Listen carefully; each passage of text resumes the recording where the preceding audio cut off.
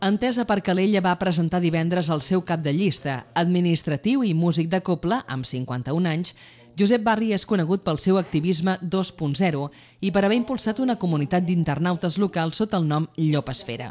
Davant una sala plena de gom a gom i en presència de destacats membres d'altres formacions polítiques locals entre el públic, l'alcaldable del grup independent va dir que el pròxim ha de ser el mandat de les NRES, de la regeneració política i d'idees, de la revisió del funcionament de l'Ajuntament i de la renegociació d'alguns projectes per adequar-los a les problemàtiques i les possibilitats reals de la ciutat. Hi ha d'haver una regeneració tant d'idees com de polítics i necessitem que aquest funcionament tancat que tenen els partits polítics actualment ens doni una mica més d'obertura. Creiem en la participació de la gent, creiem que és necessari algo tan senzill com obrir l'Ajuntament al ciutadà.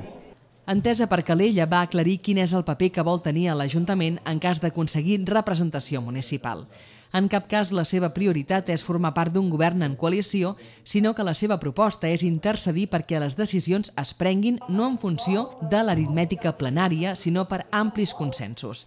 El grup independent ha convocat un acte per d'aquí a 15 dies quan detallarà el seu programa electoral i presentarà la llista.